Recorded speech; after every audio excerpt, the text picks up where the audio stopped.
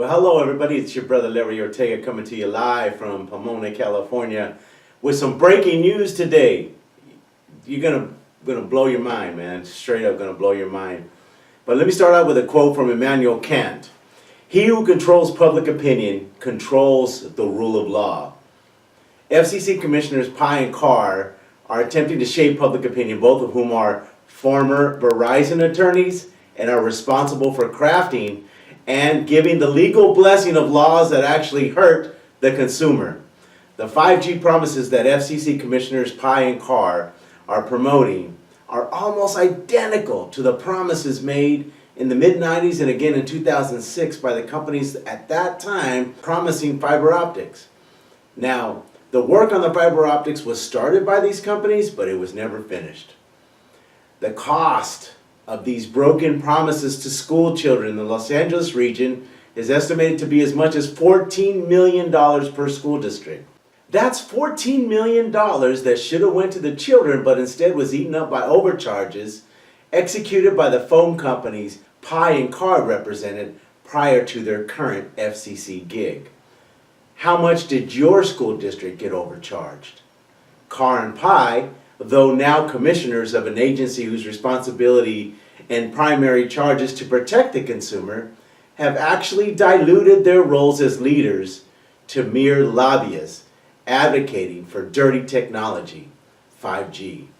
Meanwhile, millions of families are still waiting, and others struggle just to get affordable, quality access to the internet.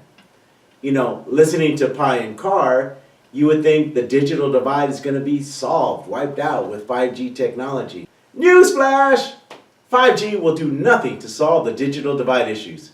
At very most, 5G will connect folks to the internet via dirty, wireless technology. The rhetoric around 5G is the same shuck and jive we were given on the fiber optic cell a couple of decades ago.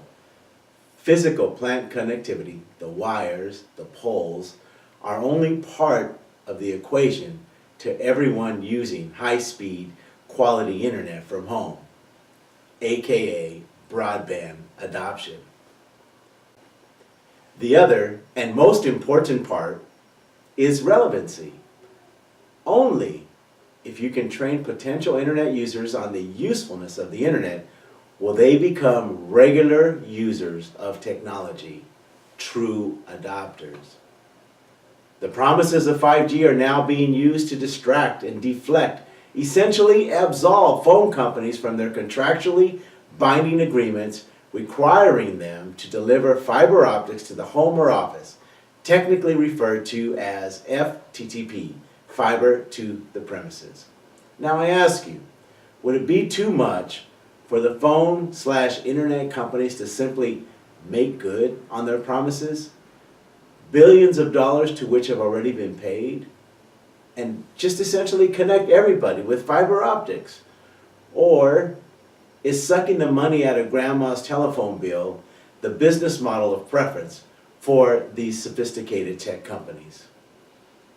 It is fiscally irresponsible to not enforce merger agreements for work that is still due to ratepayers, namely fiber optics to the home. But this is what the big 5G promoters Pai and Carr are attempting to execute on what looks like the behalf of phone companies and to consumers' detriment.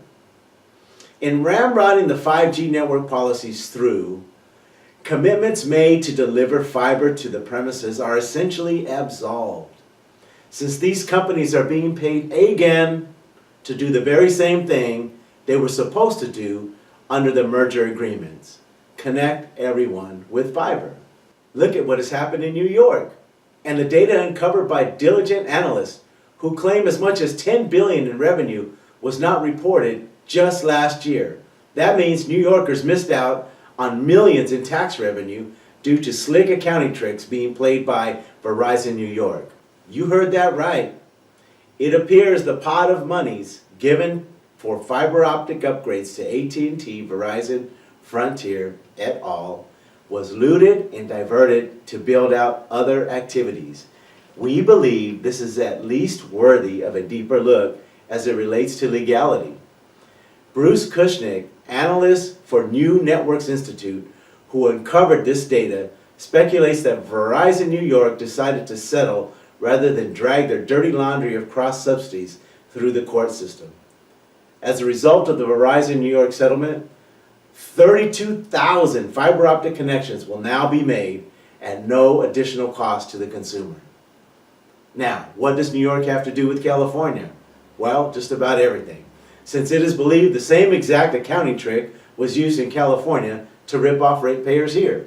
According to the data filed by Verizon New York, last year they dumped nearly 2/3 of its corporate operating expenses into grandma's telephone bill, making local service appear to be highly unprofitable and avoiding taxes on some $10 billion in revenue, according to Kushnick's report, which you can see the chart right here. Have you ever wondered why your landline was getting so expensive? Like, most of us have just given up and say, no to landlines given the ridiculous high costs. According to the promises made in two key merger agreements with AT&T in the mid-90s and again in 2006, get this, landline service costs should have been going down, not up. Their words, not ours. Landlines would actually be the cheapest phone service alternative at less than $10 per month, were rates based on actual cost rather than the current practice of dumping unrelated expenses into local landline service. An absolute crime! Grandma, the school districts, and your city, possible victims of the digital divide by design, aka phone companies' greed, overcharges. But wait, there is more. By making local phone service look unprofitable, internet providers / phone companies can scream, it costs too much to connect fiber to the premises, which is the home and the office, and ask regulators for permission to not have to deliver. Now, the funniest thing in all of this is that these internet providers, phone companies, are not even asking. They simply just don't deliver without consequence. In California, Verizon, now Frontier, and AT&T might say, we can't afford to deliver FTTP, fiber to the premise, because it costs too much. Pump your brakes, Verizon. Pump your brakes, Frontier. Pump your brakes, AT&T. Was not fiber to the home / office, FTTP, already paid for in previous merger agreements? Answer, yes. Then why are you now asking CPUC-CASF for money to do this work, which according to merger agreements has already been paid for and should have already been done?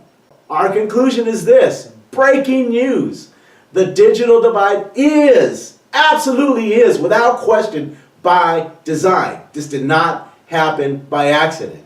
Phone companies / internet providers made a conscious, educated decision to not deliver fiber to the home / office as contractually promised in previous merger agreements. These guys also skewed the accounting records and aggressively pursued policy that worked against consumers' best interests, e.g. raising landline prices artificially through the dumping of corporate expenses into grandma's telephone bill. What's up with that? We call for a full independent audit on cost accounting practices of AT&T, Frontier, et al., related to charges being made on local landline services. The goal of the independent audit is to determine fair and reasonable pricing on local landline service once artificially inflated expenses are removed. So far, phone companies have been able to absolve their obligations in fiber build-out simply by screaming, it costs too much. They have no requisite of supplying evidence to support their claim. The system is broken. This system has failed at least 2 million children in California, who according to the merger agreements in 95 and 06 should have been wired with fiber optics in the home, but today are still without quality internet in the home. Teachers, come in here for a minute. Imagine for a minute a classroom whose digital resources extend into your students' homes with high-speed internet access. Imagine there's a seamless set of resources available to every one of your students, from classroom to school library to students' home.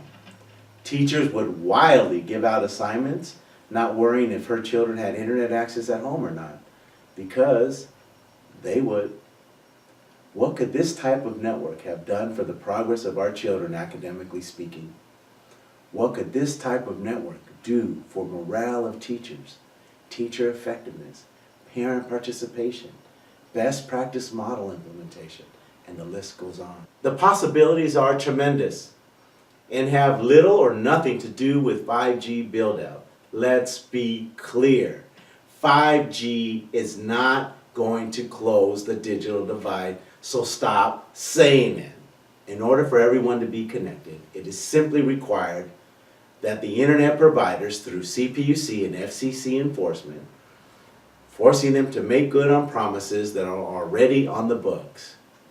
Anything short of holding internet providers / phone companies fiscally responsible to make good on promises already on the books is a direct violation of the trust and the charge to protect consumers the CPUC / FCC has enlisted to ensure. Adding to 5G concerns are lax oversight policies on real-world health issues regarding the latest in scientific findings on the health risks of wireless technology. You can go to ehtrust.org and learn all about it. Are you interested in joining our cause?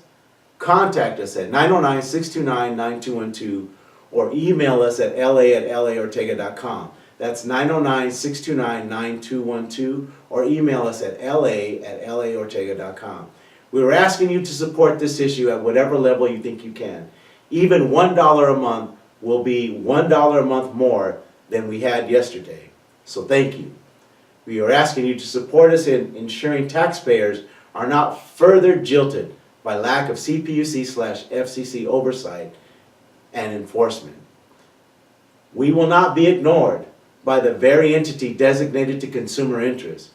We are going to go after these entities responsible for ripping off taxpayers and make this right, similar to how they did in New York with the Verizon New York settlement. This includes the regulatory agency's lack and politically motivated selective enforcement. We at NIU have firsthand experience with CPUC using their investigative power to harass minority-led nonprofit organizations. Meanwhile, the under-enforcement of policies in place has led to preventable catastrophes costing hundreds of millions of dollars. Now, the bombshell finding that phone companies may have been overcharging grandma, schools, and cities for about 15 years. Stay tuned for part 2 in our 5-part series, The Digital Divide by Design. Donate right here. Right here is the website you can donate to. Just click right on there.